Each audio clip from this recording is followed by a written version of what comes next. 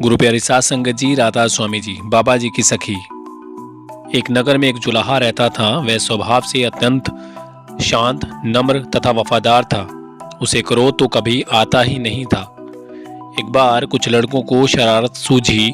वह सब उस जुलाहे के पास ये सोचकर पहुंचे कि देखें इसे गुस्सा कैसे नहीं आता।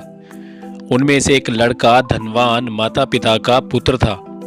वह वहां पहुंचकर बोला, ये साड़ी कितने की दोगे? जुलाहे ने कहा, 10 रुपए की।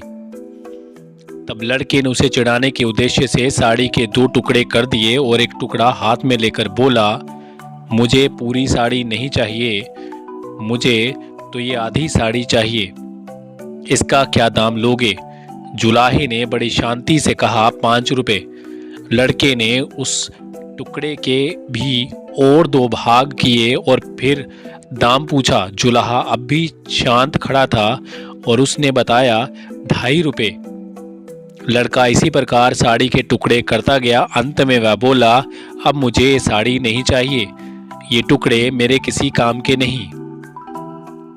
जुलाहे ने शांत भाव से कहा, बेटे, अब ये साड़ी के टुकड़े तुम्हारे ही नहीं किसी और के भी काम के नहीं रहे।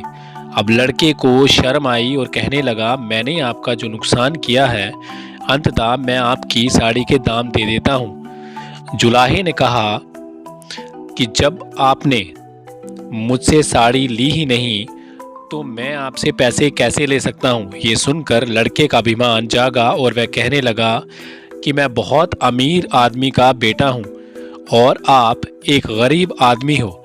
अगर मैं आपको रुपए दे दूंगा तो मुझे कोई फर्क नहीं पड़ेगा, पर आप ये घाटा कैसे सहोगे? नुकसान मैंने किया है तो घाटा भी मुझे ही पूरा करना चाहिए। वह जुलाहा मुस्कुराते हुए कहने लगा, तुम ये घाटा पूरा नहीं कर सकते। सोचो, किसान का कितना श्रम लगा तब कपास पैदा हुई। फिर मेरी स्त्री ने अपनी मेहनत से उस कपास को बीना और सूत काता। फिर मैंने उसे रंगा और बुना। इतनी मेहनत तभी सफल होती जब कोई इसे पहनता और इसका उपयोग करता, इससे लाभ उठाता। पर तुमने तो इस साड़ी के टुकड़े टुकड़े कर डाले, इसका रुपयों से ये घाटा कैसे पूरा होगा? जुलाहे की आवाज़ में आक्रोश के स्थान पर अत्यंत दया और सौम्यता थी और लड़का शर्म से पानी पानी हो गया। उसकी आंखें भर आईं और वह संत जी के पैरों में गिर पड़ा। जब जुलाहे ने बड़े प्यार से उसे उठाकर उसकी पीठ को थपथपाते हुए कहा, बेटा, यदि मैं तुम्हारे पैसे ले भी लेता तो उसमें मेरा काम चल जाता, पर तुम्हारी जिंदगी का वही हाल होता जो उस साड़ी का हुआ है। साड़ी एक गई है, मैं दूसरी बना दूंगा, पर तुम्हारी जिंदगी एक बार अहंकार में नष्ट हो गई तो दूसरी जिंदगी कहाँ से लाओगे तुम? तुम्हारा पश्चाताप ही मेरे लिए बहुत कीमती है। मुझे तुमसे और कुछ नहीं चाहिए। सीख। संत जी की ऊंची सोच और समझ ने लड़के का जीवन बदल दिया। ये कोई और नहीं, ये संत कबीर साहिब थे।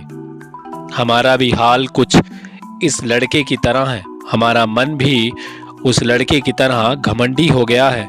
ये मन उस लड़के की तरह ही हर एक को परखता है और उस रास्ते को भूल गया है जिस रास्ते पर हमें चलकर उस प्रभु को याद करते हुए भजन सुमरन करना है और उस कुछ कुल मालिक को याद करके उस निज घर पहुंचना है। हमें हमारे सद्गुरु ने नाम बख्श रखा है, पर हम फिर भी उसका निरंतर जाप नहीं करते।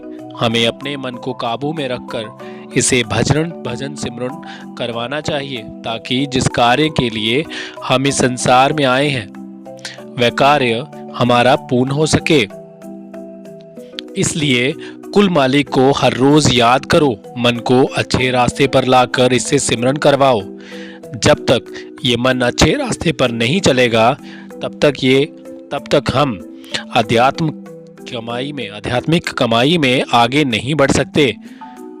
इसलिए हमें अपने मन में पश्चाताप की भावना रखते हुए इस संसार में रहते हुए आगे बढ़ते रहना है।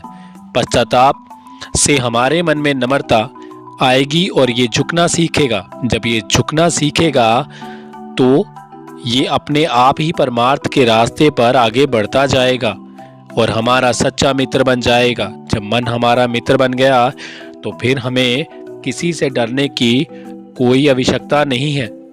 फिर हम उस मुकाम को आसानी से हासिल कर सकते हैं जिसके लिए हमें ये मनुष्य जामा मिला है। जब लग तेल दीव मुख बाती, तब सूझे सब कोई। तेल जले बाती ठहरानी, सूना मंदिर होए। यानी जब तक दिए में तेल है और बाती जल रही है तब तक उजाला है, अर्थात जब तक श्वास है और आत्मा शरीर में है तब तक सब कुछ अपना है। जब तेल खत्म हो गया और बाती जलना बंद कर दे तो खाली दिया रह जाता है, अर्थात जब श्वास खत्म हो और आत्मा शरीर से निकल गई हो तो सूना शरीर रह जाता है। राधा स्वामी सत्संग जी, आपको बाबा जी की ये सखी कैसी लगी कमेंट सेक्शन में ज़रूर बताएं। अंत में एक अपील करना चाहूँगा, नशा जानलेवा है, इसे आज ही छोड़ें। साथ ही मेरे चैनल को लाइक करना, शेयर करना, सब्सक्राइब करना और बेल आइकन को प्रेस करना ना भूलें। आज के लिए बस इतना ही। आप सभी का बहुत बहुत धन्यवाद।